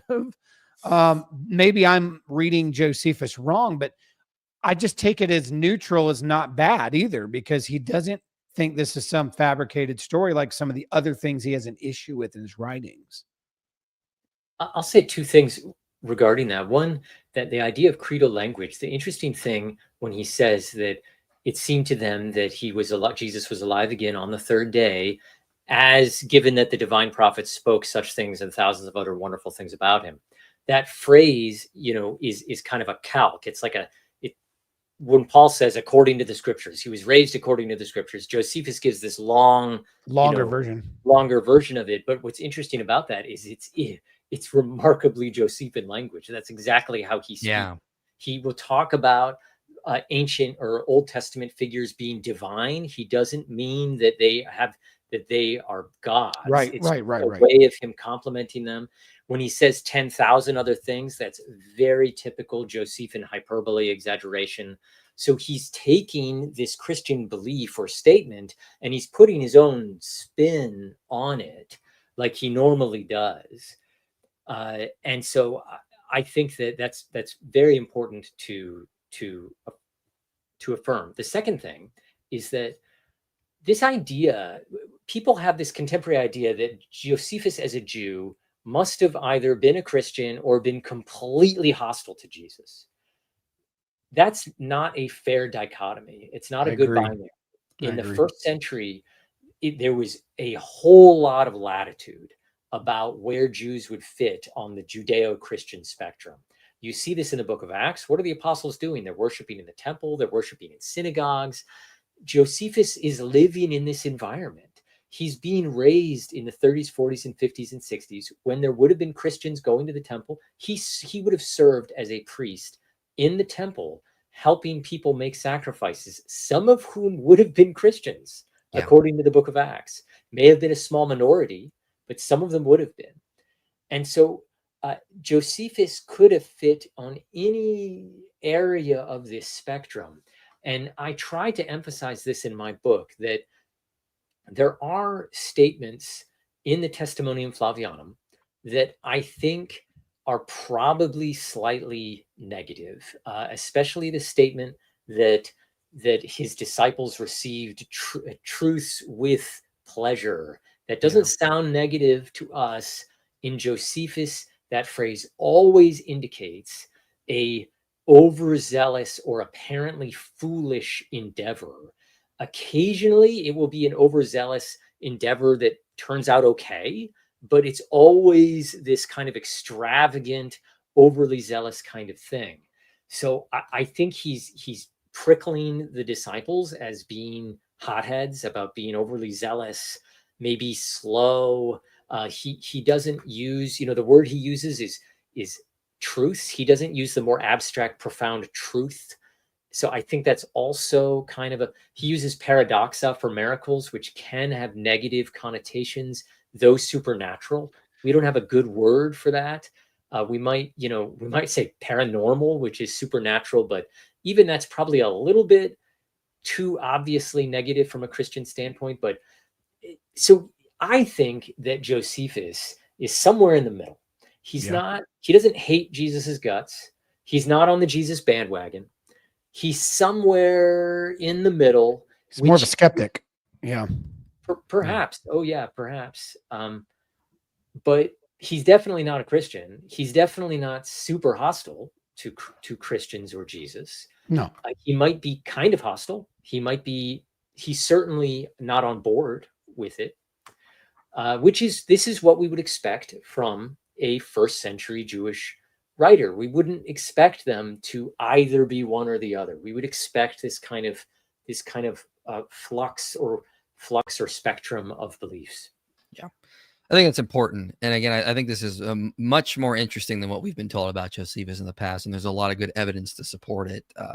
So yeah, I appreciate that. Let's get to some super chats here. But real quick, just to let everyone know, tomorrow we're streaming live on this channel again, same time, responding to one of probably the worst Muslim responses I've ever seen.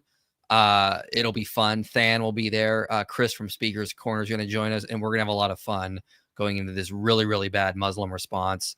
I guarantee you're going to laugh your head off. It is so bad.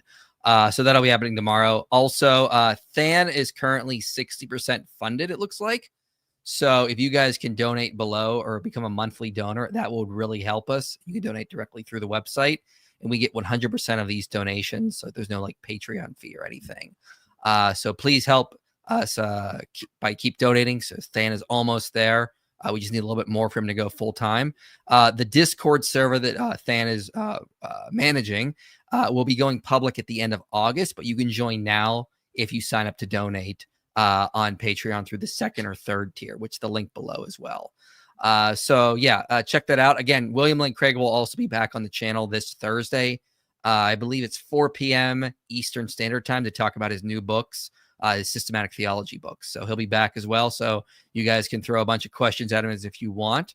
But if you have any super chats for today's stream, get them in now, because I will throw them for Tom Schmidt or Stephen Boyce here, both two very brilliant scholars who are gracing me with their presence on this stream today, which I appreciate. So let's get to some more of these super chats. Start getting them in now, and we will go through them all. We did that one earlier. What are each of y'all's favorite Bible verses? I would say my favorite one probably is 2 Timothy 4:7. I have fought the good fight. I have finished the race. I have kept the faith. That's probably my favorite. What are your guys' favorite verses? Mine is Psalm 73:26. My flesh and my heart may fail, but God is the strength of my heart and my portion forever. Nice. Ooh, that's tough. I named my son after the prophet Jeremiah, because I spent a lot of time in Jeremiah when I found out he was going to be born. So Jeremiah 29, Jeremiah 33:3. I spent a lot of time in the prophet Jeremiah. So one of those passages has always been close to me. Yeah. How likely do you think that Josephus believed the Ben Pantera thing? You seem uncertain in your book, but do you think it's more likely than not?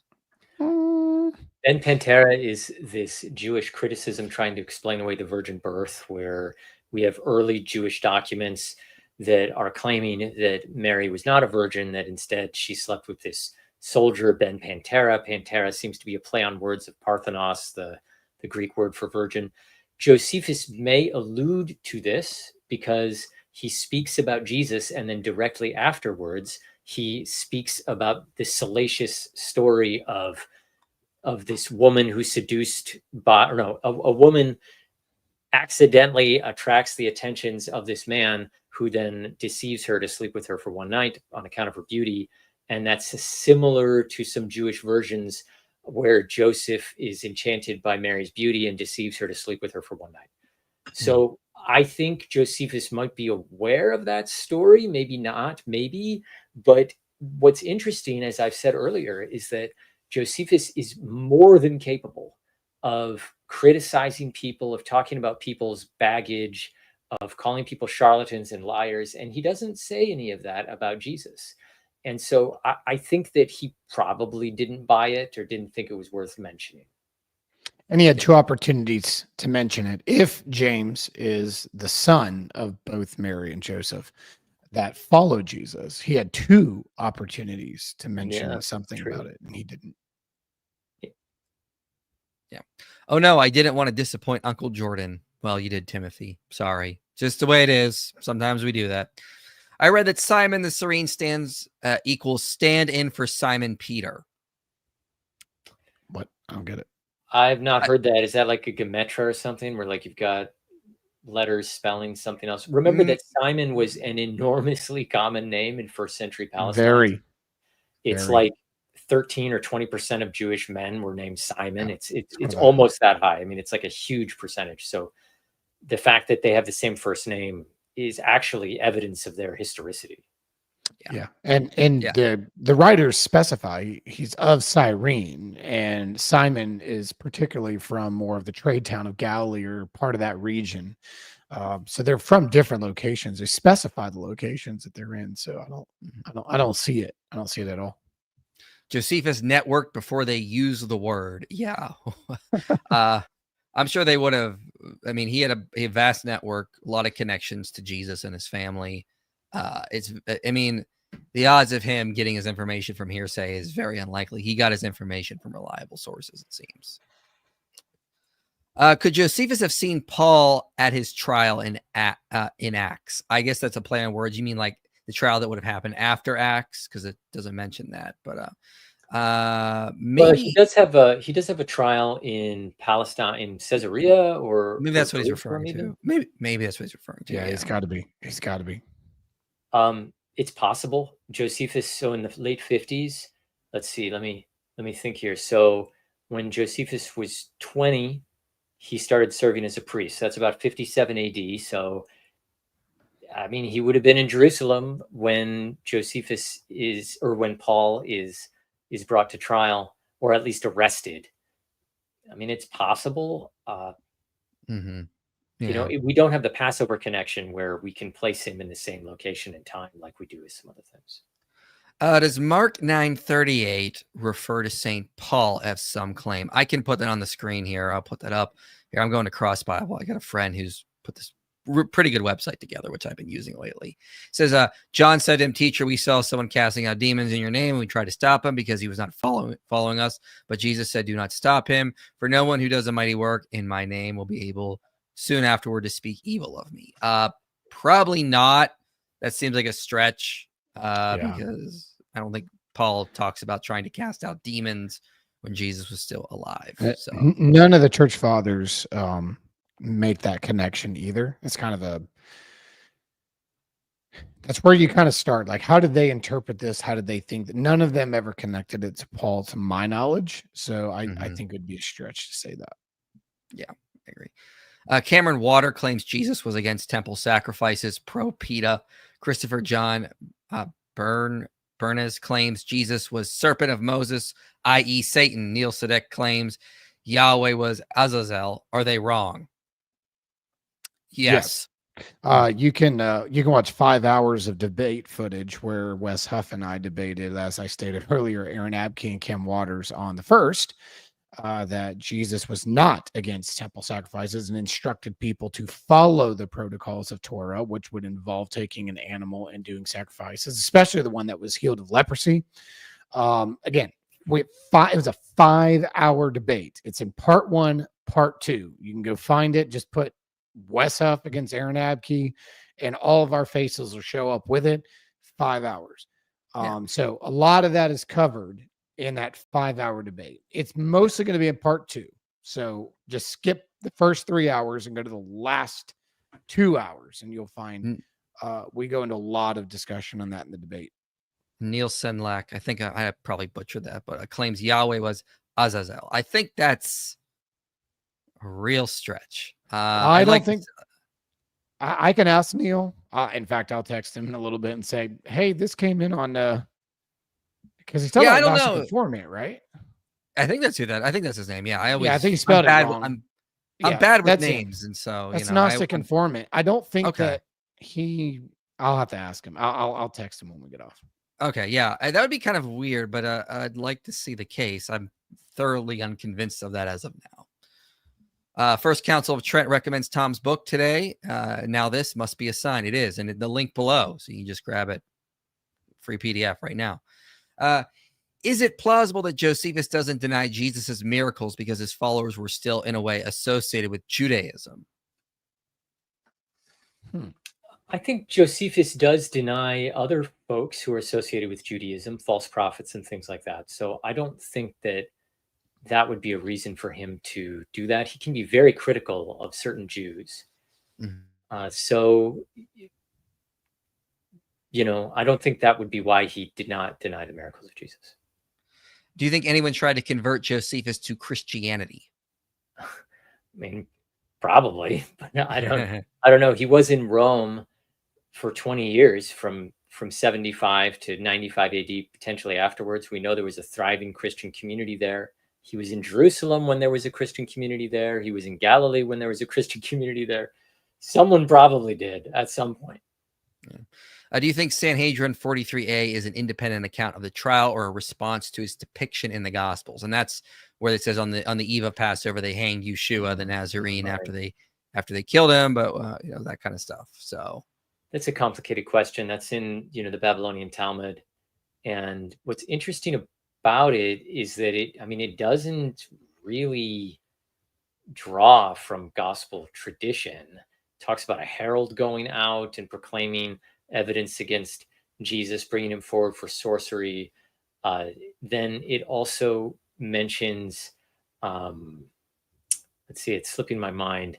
Oh, it says the eve of Passover, which there's a debate in where the Synoptic Gospels, according to some interpretations, Jesus is arrested on the evening after, or the evening of Passover, where in the Gospel of John, he allegedly, according to certain interpretations, is arrested the eve of Passover. So for them to be using the Gospels, they would have to be using the Gospel of John, not the Synoptic Gospels.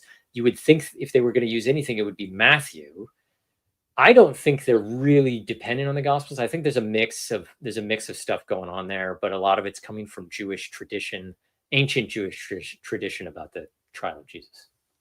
Yeah.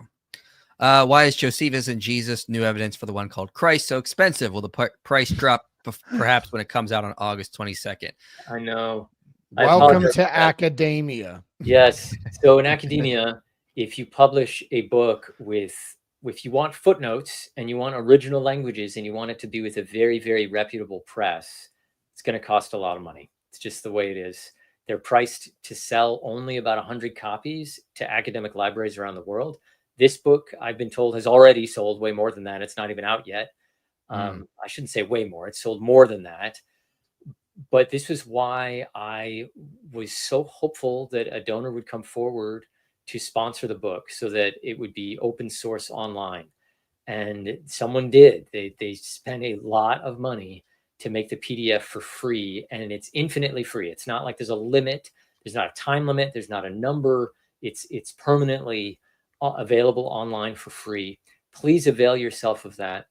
If you're interested, I'm part of this organization called the Institute for Christian Reflection, and we're raising funds to make more things like this for free. I've got more discoveries and more things to write that I plan on publishing that are of a similar nature. So you can check them out if you want to donate.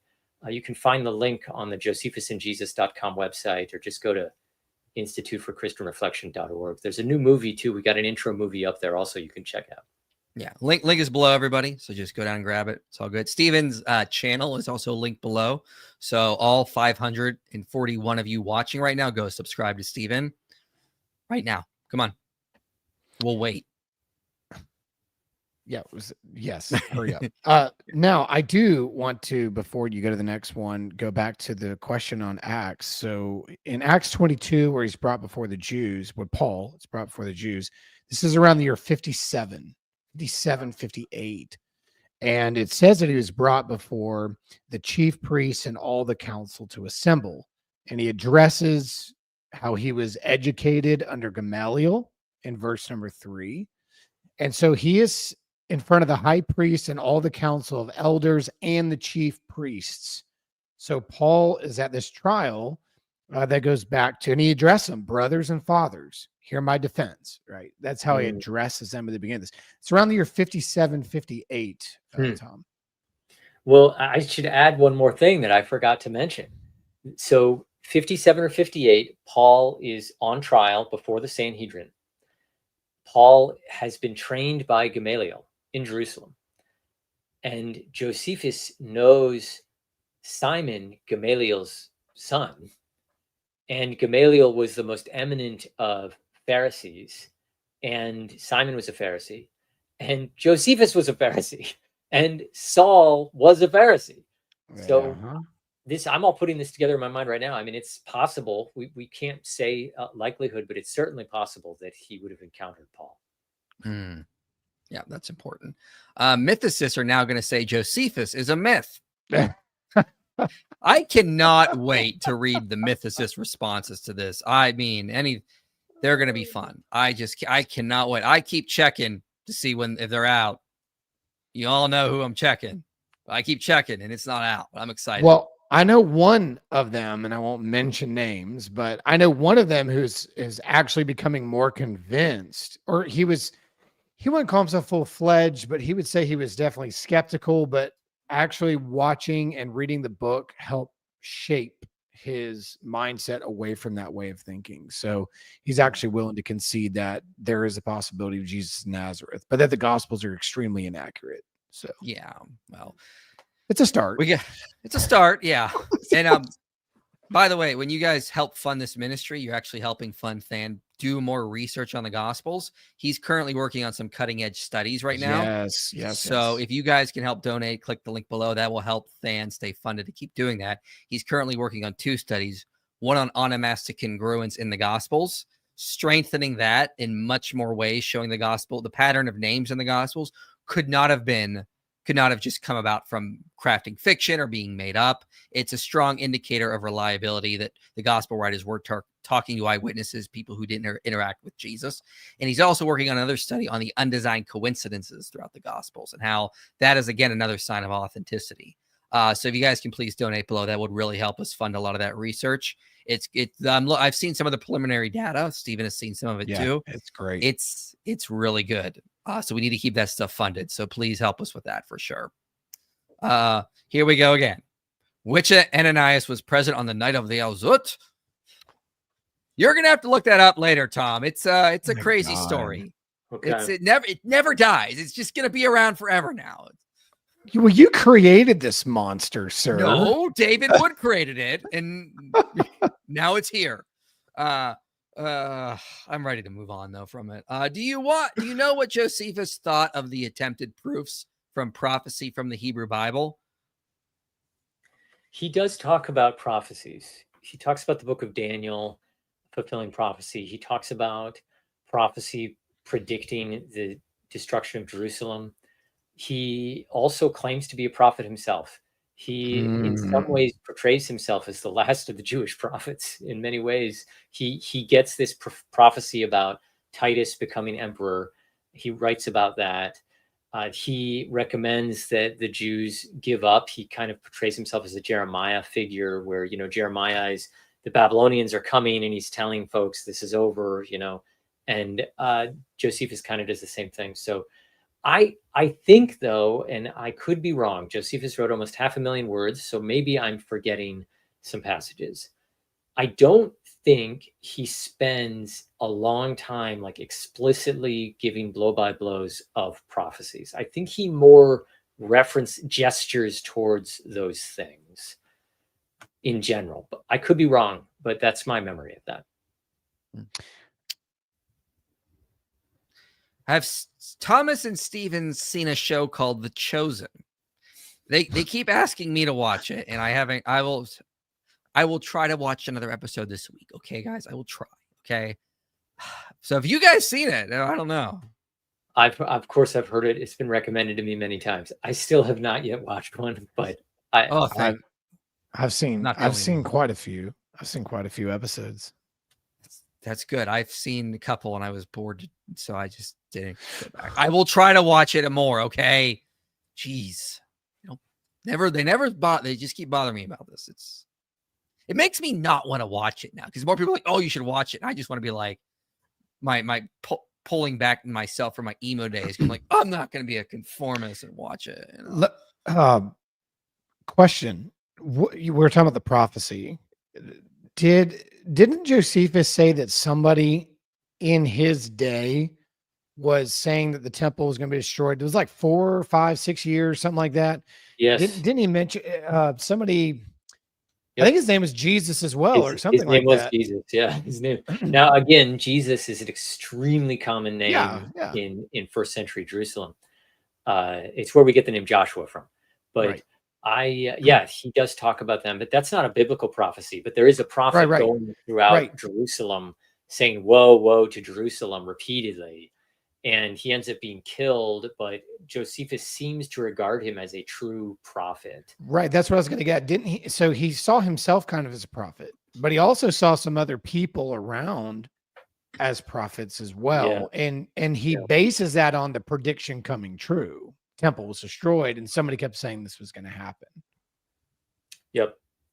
Yeah. Let's see here. Anyone ever say that Tom looks like Smokey Saint?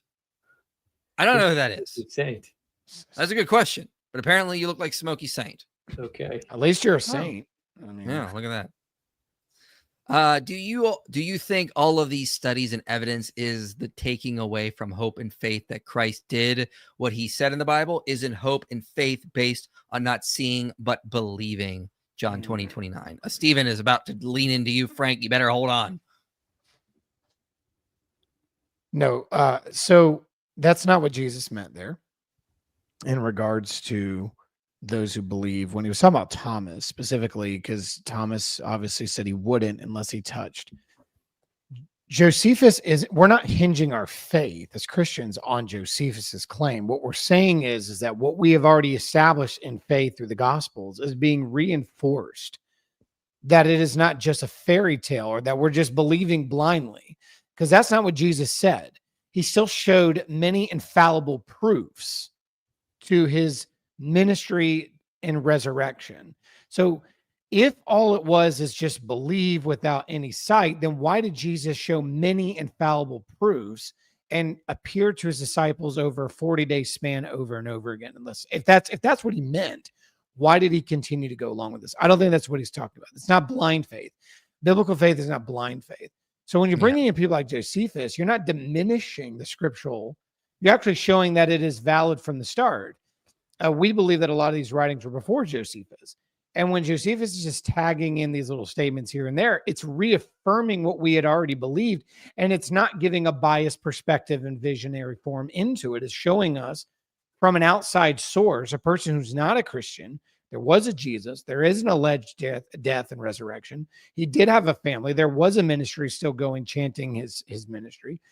And so this is just reinforcing our faith. It's not everything's hinging on Josephus. I don't think it takes away from the Bible. And I think it's a dangerous place to go. That's that sola scriptura crowd that believes that you should only use the Bible for everything. I don't think that's the way Jesus was intending his words to Thomas, blessed are those who believe and have not seen. I think it's disconnected. Yeah, and I would also say that Thomas was not asked to believe on blind faith.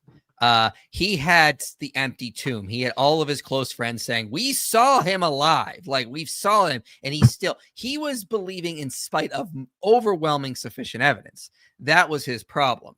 And Jesus, doesn't come and say, oh, yeah, I want you all to just believe this for no reason. No, it's Thomas was in error because he had plenty of evidence to believe and he still didn't. That was the main problem. Many infallible proofs. Many. So, all right. If there's any more super chats, put them in now. Anything else you want to say before we close this out, Tom? Check out the book. Go to the book website, josephusandjesus.com. Check it out. Read it carefully. Remember that we as Christians follow the one who called himself the truth. So don't exaggerate the claims. Don't exaggerate evidence. Treat things fairly. Be willing to be corrected. I hope that you know, if there are any errors in my book, I have an errata page that I have a box where you can submit mistakes that you find in the book, and hopefully I'll be posting some of those mistakes on the website. And have a blessed week. Yeah. Real quick, Jesse says, have I missed the part about the new evidence? Yes, it's about showing the testimonium as giving us reliable information, not coming from Christian sources, but coming from people that were hostile to the early Christian movement, confirming a lot of the early beliefs about Christianity were present in the days after Jesus died. So on the third day, they were believing Jesus rose from the dead, and that appeared to them. He confirms that, adding more weight to that. This was not a evolution, a mythic development, that kind of stuff. This stuff was present in the early church. And so we now have we have a line of data coming through hostile sources to Josephus, who is more neutral, confirming a lot of this stuff. And so, yeah, that's an important thing. But if you go back and watch the whole stream, you'll see us cover that in more detail. Yeah, appreciate you guys coming. Stephen, do you have anything you want to promote on your channel coming up? Well, we're doing a lot of different things right now, specifically as it relates to looking at apocalyptic literature. One of our board members and I have both, he's a priest. We have actually been spending some time talking about different visionary forms and liturgy and stuff. But some of the biggest projects I'm working on, I'm still finishing. I just released my paper on 2 Clement last month, and I wanted to have my paper on the Shepherd of Hermas a lot sooner, focusing on the 2 different visions of the tower. And the more I've gotten into it, I was kind of like what Tom was saying about Josephus. I got toward the end of it. I was like, well, I probably should go back and redo this whole section. And then one section turned into 2, and then here we are. So it's not done. I don't know when it's going to be done. So I kind of worked on that on the side. I'm also working on a couple other things. I released the translation that I had to do in my PhD work for the Gospel of Peter on the one fragment that was found in a tomb in Egypt. I went ahead and just put that out as well. It's been a long time. It was on a website for a while, but then they changed a bunch of stuff. So I just went ahead and put it on my academia edu so people could read it. But I'm also going back over the paper I wrote on it on the Gospel of Peter and some of the exegesis of it. And so I'm going back, and I've actually enjoyed, I really had a great time doing my PhD work, doing a lot of these researches on some of the Gnostic texts or semi-Gnostic texts, because there's a lot of debate on the Gospel of Peter. But I was going back and I was like, I can refresh this and revise this a little better. So while I'm working on the Shepherd of Hermas on this side, I'm going back and I'm actually revising some of the stuff that I did on a paper that I turned in. So that should be out soon as well. And I'll also be doing some follow-up episodes with it as well. Yeah. And real quick, guys, be sure everyone who's watching to comment below after the stream. That will really help the stream be seen by more people. If a bunch of people comment immediately after the stream is done, it actually goes out to more people, and we want more people to see it. We want more people to hear about this. So please like and comment below as soon as the stream is over. That would really help us out a lot. It would help Tom get a lot of his research out. Tom, any final words, anything you want to promote before we close it out? I would just say, check out the instituteforchristianreflection.org. Check out the intro video we just posted. We've got some great stuff planned. Think about donating. Yeah, please do. One question that I don't want to miss, I was in the audience. Somebody asked about the Arabic translation of Josephus, and I think they asked twice. So maybe say something quick about that, because I know that's an important. Yes, the Arabic translation, some scholars have thought is more authentic. The short answer is that it's almost certainly dependent on Jacob's Syriac translation. And properly understood, the reason why the Arabic looks more authentic, the reason why the Arabic looks like it's missing some of these fantastic claims, is simply because the Arabic translator and the Syriac translator kind of knew what the Greek was. They were interpreting the Greek correctly. So that's what's going on. That's a very rough overview. In other words, the Arabic is helpful, but it's a secondary witness. It's dependent on the Syriac, and we have the Syriac. So it's better to just go with the Syriac and use the Arabic as an ancillary, as a supplement.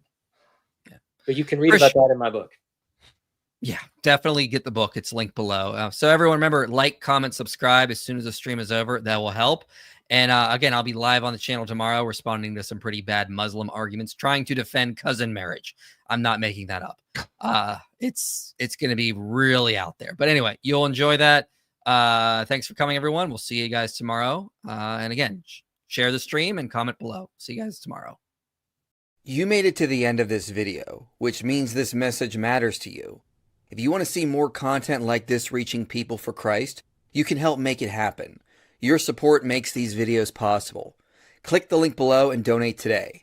And if you want to go even deeper, consider joining our Patreon community. You'll get early access to videos, behind-the-scenes content, and a place to connect with others passionate about this mission.